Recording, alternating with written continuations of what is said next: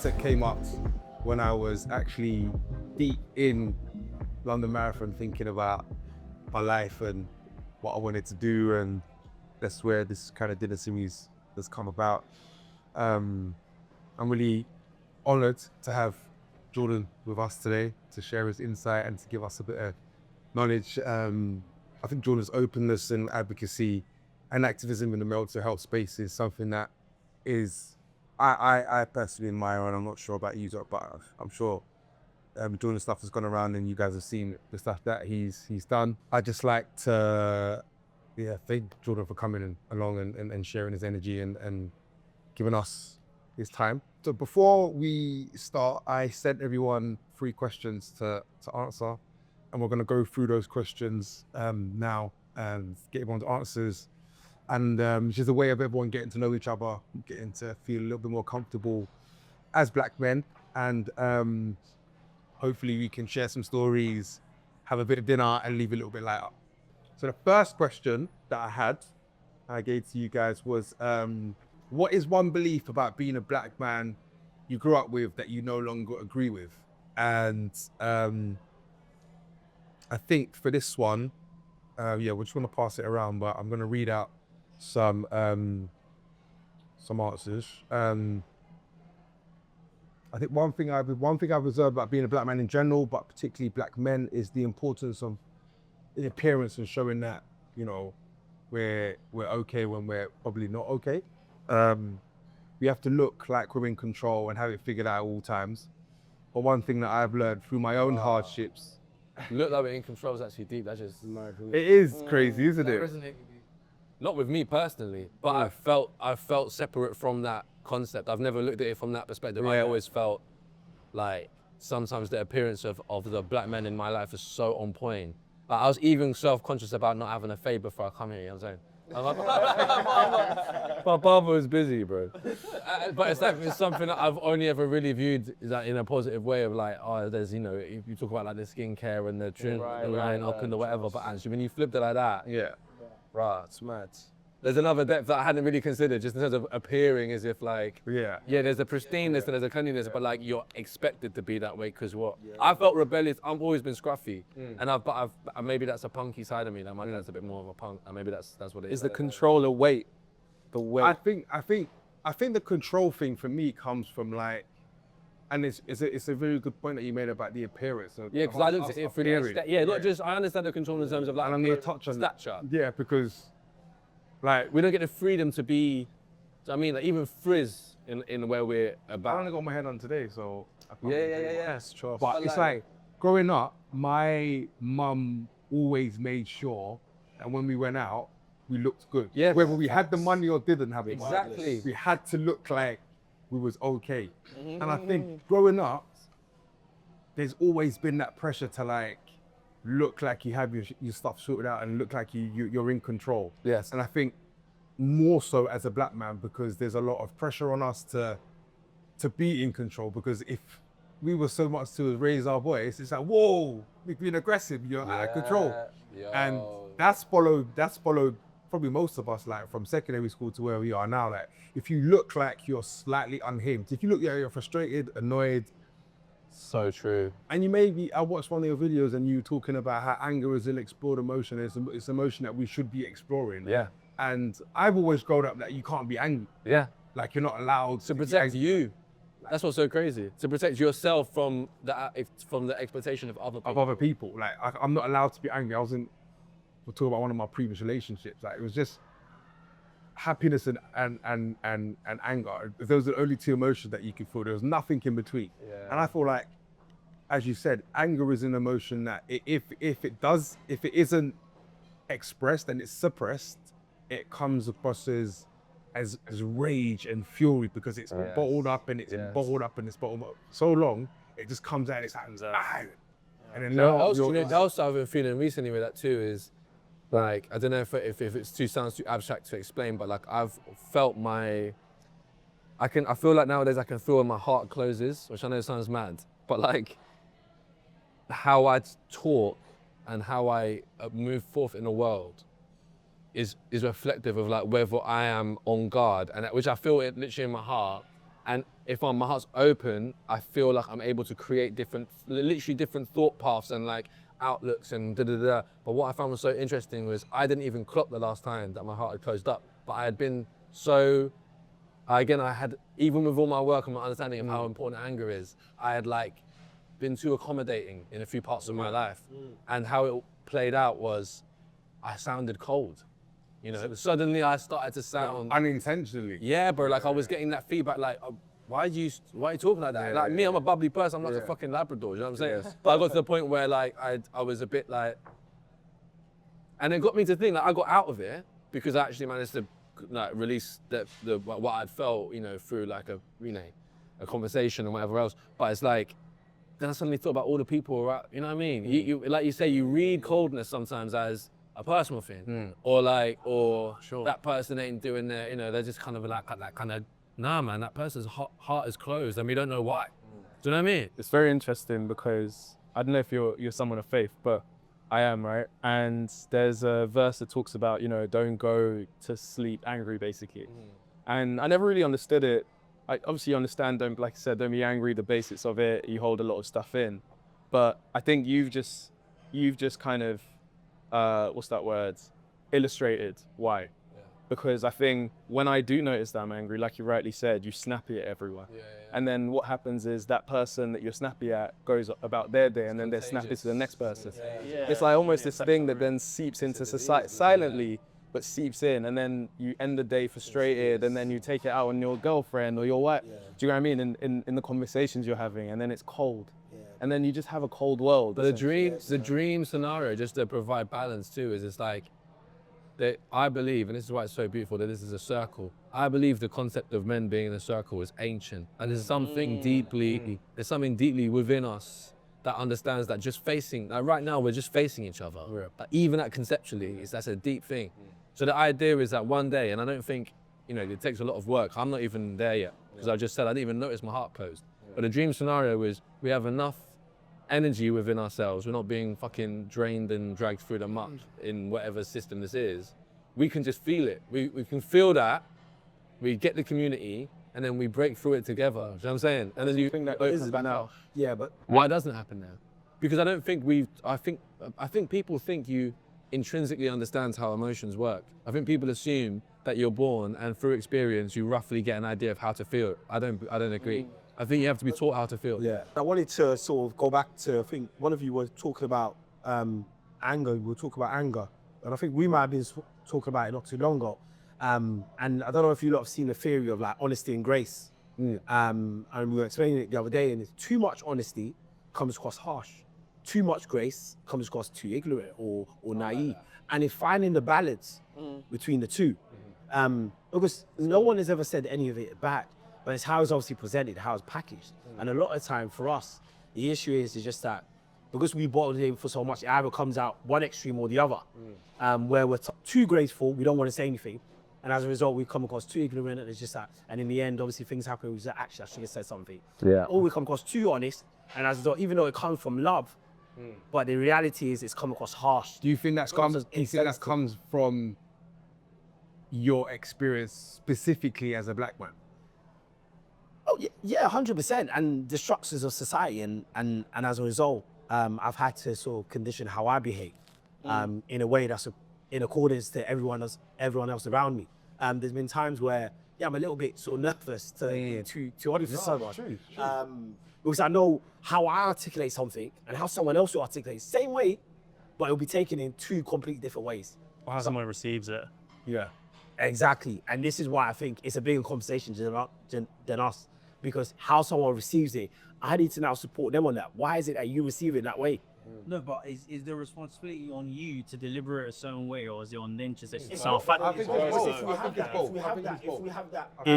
we have that perception, then we're gonna literally. I think it's more new though. So 100%. What I'd say is I that, think it's more on the. yeah, I don't. what I'd say is, for example, my heart is cold at all times, but it's cold often when I don't get rewarded for being vulnerable. So if I'm going with someone, and Yeah, it's rejection. Fuck nah, it's it's naturally, the rejection is crazy. but at the same time though, for example, if I'm with like a partner or something, I do know if my heart is cold, they'll just reflect my energy back to me. So it's my responsibility not to communicate.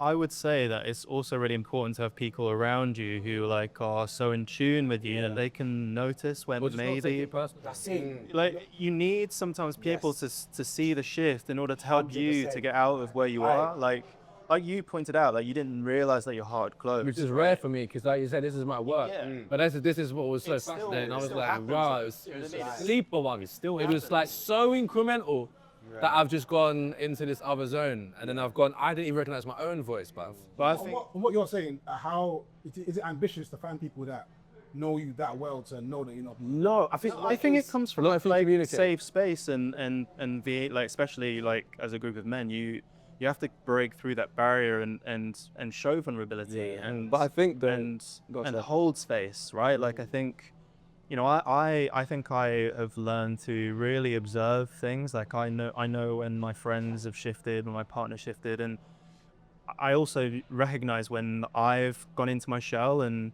I think it's a lot of people either like respond to it by addressing it and being like, hey, I noticed something's happened here. Do you want to talk about it? Which I think is a much more emotionally intelligent way of approaching this. But I think some people see the shift, but they don't want to address it. And so, and then it affects their own energy. And then they're kind of like, well, is it me? And there's no communication. But I think if you have communication and you're open to being vulnerable and you care for each other, then 100%. But does it take people to do? because you're always the gonna work get in a though. funk. I try really hard to be mindful of that, but like I sometimes find myself in a weird spot, and I think when I have someone who notices that and really tries to sort of like support me through that, whether it just be like having a bit of a giggle and bubble, right? Obviously, for Brothers That Talk is a community based on the wellness of Black men.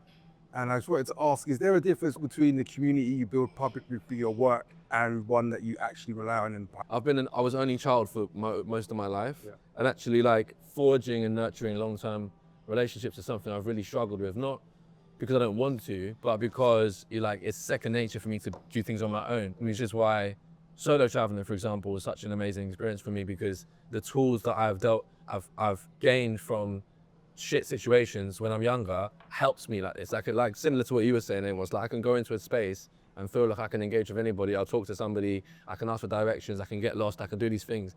So I feel empowered in that space, but I'm still on a journey of being able to limit actually who I share particular things with. I've had to learn, like I say, to start putting in some more boundaries, because I will run around being a Labrador with it. Over the years, one thing that's really interesting is when my birthday parties, for example, like if I've had a vibe with you for half an hour, if it's legitimate, you're coming to the party, like I'm not stressed, I want you to meet these people, like that's the vibe, right? But in that party over the years, there are people who are consistent, and then they enter into a new group. And in that new group, I go, wow, man, you guys you fuckers have actually been around. And then for that is like 6, 7 people, men and women. I'm actually probably more women at the moment, because I don't know. It's just it's an odd thing with like my guy friends, close guy friends are either maybe lost to relationships or like there's like an unspoken agreement where it's like a crisis only. Like we'll check in or like football or whatever, but like they're there if they need to be, but I can't really be ringing them and just asking them random shit. But there is one person I'll ring and argue with about politics, like whenever I want. So that's they're in and out. And then with the women, it's like I feel like I can hold more regular updates. Yeah. Like that's just me specifically. Like I'm gonna say, I've got a few. they'll step in. The women will step in and be like, "You cool though?" I've got a few female friends. I truly so that's it. They've always. But I will publicly love them. Like a couple of them will have their own reputations and shit, like, and then out here, big them up, post them on a story. So I don't know if that's what you mean, but like, it would always be, if I can publicly love the people I love privately, I will. Yeah, for sure. The last question is, where do you feel the most like yourself? And one of the answers that I got is probably having a deep, heated discussion or debate, most likely about something instinctive like football. Sounds almost childlike, but I think talking about things that don't require copious amounts of preparation can be explored in depth, and probably where I feel most happy in conversations. Maybe it's because it feels natural and less scripted with this. It can help me to work out how someone truly thinks and arrives at their reasoning actuality. The topic of football is the first medium that comes to mind, and it still remains a core memory of mine growing up. Spending hours arguing with my brothers and dad in my family home with friends. So the question is, where do you feel most like yourself? Teddy, I'm gonna ask you. I feel like you've got a lot to say about this. So where do you feel the most like yourself? Just to answer the question, where I feel most sort of myself, I'll probably say in spaces like this, where I think naturally when I'm in spaces where I obviously can resonate with the people that I'm with, where I can sort of speak up honestly about sort of what I think and not be sort of judged by that. I think that's when I show up, and that could be in all websites. And because of that, I try and create those spaces as much as possible in any area. So that's why sometimes it may seem like I'm confident, but that's because I want to really foster and create a culture that allows everyone to be quite sort of honest in space. So for example, here, I feel quite free. I feel at home, if I'm being honest. It literally feels like I grew up with 2 older brothers. I feel like I'm at home with some of my bros, honestly, genuinely. And that's why a lot of the time I'll probably gravitate towards people quite quickly, even though I've just met them, because I'm almost in a point where I feel like I'm with sort of people that I'm quite close with. So I think, yeah, I've been quite lucky over the years that I'm now at a point where I'll probably say, so most spaces really, I do feel quite confident. But I am very aware of imposter syndrome. I'm very aware of sort of the connotations and the topics that we'll talk about before around people not feeling confident in certain spaces. And I do recognize sort of how fortunate I've been to be in spaces where now, as a result, it allows me to be quite confident and to be able to express sort of how I feel confidently and not really feel a type of way about sort of what's coming afterwards. So I know I'm talking from a position which is to a large, well, not a large majority, but I think to the majority in terms of sort of young black men, that it can be quite fortunate. And I'm very aware that that's not the case for many of us, but that's my piece anyway.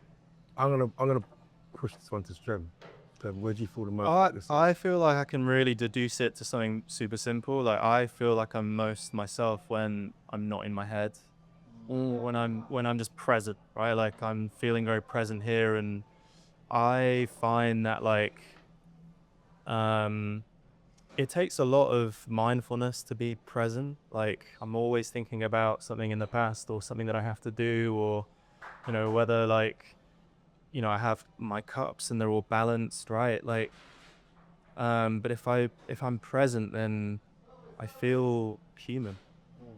You feel gratitude, you feel all of the sort of good things that make you appreciate just the joy of being alive by presence. I would say the happiest moments that I've ever had, the happiest moments that I've had in my life are really silly, trivial things, like seeing the connection between like a granddad and the kids on a train, and like you can see the raw kind of like happiness of this interaction has made me deeply happy, where I can feel in my body the sensation, and I think you miss those things. You close yourself off by not being present. I think my answer to that question is, I feel my happiest when I've got something to sink my teeth into, when I'm working something creative, purpose. Yeah, purpose. When I have, when I'm doing something creative, I think my answer to that was quite specific. I think when I'm in that flow state, I feel everything. The flow state. Yeah. Feel the Flow state's the one. Yeah. So yes, to me that's where I'm at my happiest, because I just feel this sensation come over me where I'm just very hyper aware of everything that's happening. Very big on that as well. Like On faith. on faith, but also just being true to myself. Like when I find joy in being reinforced. Like when it's some reinforcement that being myself was the best decision I did. So if I've done something and I've been very true to myself, and then that's been reinforced in one way or another, that brings me great joy that I was true to myself. Well, the question was, where do you feel most like yourself? Yeah. So for mine, I'm looking at more in a physical sense. And for me, it's been black spaces. So I feel more comfortable around people I love my person. So I kind of center myself in and around that. Like love and people that look like. So when you were talking about earlier, when you were saying about people that you can go to places where you're the only that person. I've been in them places, especially at work, but those somewhere that I choose to be personally. I'd rather be around people and also that's more fun. That's what I think just I kind of answer yours, and I guess a little bit of Teddy's, a little bit. I think for me it's like you know, this, wherever I am, I always feel comfortable. I think that comes from, you know, I know who I am. I believe so much in myself that no matter where I am, no matter where I'm sitting, and like kind of what Teddy said as well, that's taken time. But I think faith really helped me get there, that to understand who I truly am, so that wherever I'm sitting, I think it even answers one of the other previous questions about being black and being a black man and what it meant. I used to think that, oh yeah, I had to be a particular type of way, look a type of way, walk a type of way, or be a certain height. I'm a short guy, but yeah, Short king, man. Short king. and there was all that perception that, oh, nah. But then I think when I started to get closer in my faith and understand, no, wait, I am who I am. I think that's it, I am. Yeah. And wherever I am, I am. If you get what I mean. That's cool. That's cool. That's cool. I wrote Do you think you could have found that self-determination as an atheist? Do I think I could have found that? It's a good question. I think when it comes to understanding faith, I think sometimes you can, what's that word? When you say faith, you mean specifically God? Yeah, Christ, Jesus, that space. Do I think I could have found that as an atheist? I think there's always a fine line. Yeah, it's a hard question. It's definitely a hard question, but yeah, I think there's always a fine line between, because you can read self-help books, right? And you can 100% get there. There's people that do things in life without having faith. That's just life. What do they look like? But it's just normal. No, but what do they? But as in, basically, what the point I'm just trying to make is there's people that get there without faith. But I think what I was trying to say. Wait, let me just finish the point. I think some people get there. Some people get there without having faith or being atheists or whatever. They have that level of self-determination, self-belief in themselves, because you can read books, you can have great community, all that kind of thing. I think when it comes to faith, it's not about what you can get from it, and that's the difference for me. I'm not there because I'm getting that from it, if that makes sense. I'm up for faith. I have my own version of God in my head, but when you say people can get there, are they black? Yeah. They're all different types of people. I think you're a black atheist. But wait, Literally, no, but wait, understand what you mean. Name me 5 successful black atheists, like that we know of right now. If I said What do you mean by successful? Oh, well, the leaders of the free worlds. But wait. Like Mark Zuckerberg. I guess Mark Zuckerberg, look at Seal. scientists, right? But wait, what do you mean by successful though? Okay, Because success is just waking up and living another day. okay, fine. If you're saying financial success. No. The idea of like the self-determination, you say plenty of people can get to this place. Yeah, right. On an individual level, I don't even know if I can answer that. But the reason I'm asking the question is, I wonder specifically Christianity, which I find interesting, feels to me to be, again, reflective of what we were originally talking about, which is people who have been suffering a removal of freedom that is out of balance with other parts of the society. Can I ask? Do you think Jesus, what do you think he looks like? Think he's white? I think it was Middle Eastern. probably during whatever period of time that was, probably Middle Eastern. I believe that's where the. Do people in the church imagine any of these icons to be black, dark skins? No. I don't. Some people do. But wait, Some people do. But again, sorry, I think Interested. I think going back to your original, Yeah. like to just answer your question about Jesus, probably Middle Eastern because that's where the reason he was born in his base.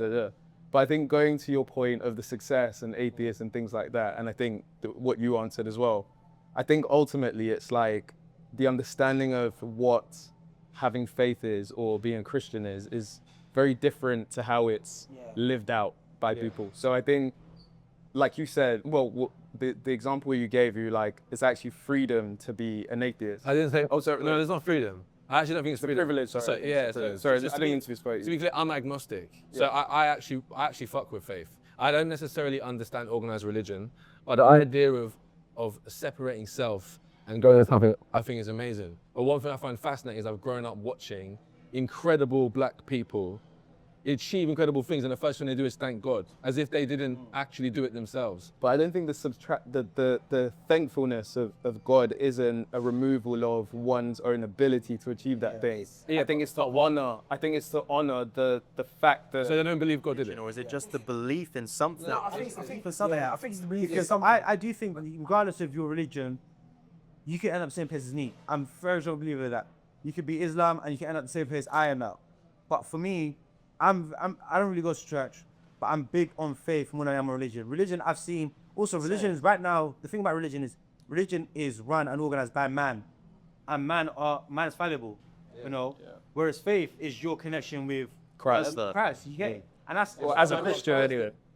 I think so. Christ will whoever you believe in. So I think for me that holds more weight to me than religion. Like I say, the idea of placing your, like, you know, removing yourself from the ego for a second and believing that you're connected to like a something greater than us. I believe in that. Like a part of me believes in that. I just find it interesting if I'm looking at it from like a sociological perspective. Like if I see Serena Williams like win the like fucking wipe this woman to the floor on Wimbledon, and she goes like, firstly, I'd like to thank God. Or Eze scores a fucking worldie and goes, I want to thank my Lord and Savior Jesus Christ. Madueke. But when I see Djokovic like win the 85th Wimbledon, he doesn't pick up the mic and say, I want to thank God. Yeah, I think it's recognizing sort of throughout that journey, sort of what's happened, and just to add on to what Amos was saying was just that. So I think when I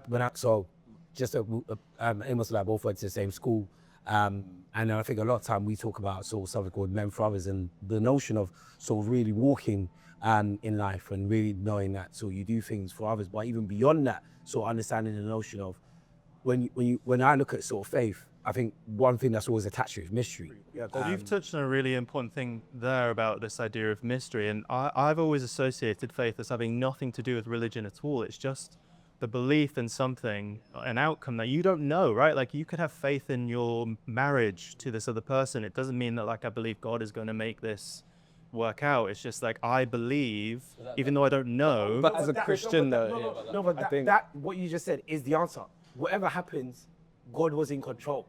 So even if it wasn't what but I don't assign it. If I were to use that word, I wouldn't assign it to. But then that's a belief. That's a belief of the Christian faith. But I think I want to go just the separation you talked about. I think again, there's always this, and I love conversations about Christianity and religion and things like that. But I think what you mentioned about the separation of oneself and ego, faith doesn't call you to do that. Faith calls you to be, or being a Christian calls you to be yourself, if that makes sense, your truest self. And within that, it's not for you to separate yourself, it's for God to change you. So that's the difference. How could you go into an organized religion and that gives you like the doctrine and guidance, and then say that that's you finding yourself? You're literally being guided. No, but there's a difference between faith and religion. Look, I'm saying, if I was to say I want to take part in the Christian faith, one of the first things I'll do is go to a place where people are following a set of ideals and notions that they believe best suit the community. That's guidance. I'm not saying it's okay, but how would I be able to find what's true to myself? Because it's not about the thing is, again, when it comes to that Christian faith, again, it's such an interesting conversation because it's kind of hard to explain the mystery, but the idea of finding yourself is exactly what it is. It's losing yourself to find God, if that makes sense. All right, say that. Guys, thank you, my so much for being vulnerable and sharing your space and energy with us. Thanks so much, Jordan, for coming out. I hope everyone has had a good time. Hope everyone feels a little bit lighter and we can go about our weeks, days, months, years. Elected as well. Thank you so much.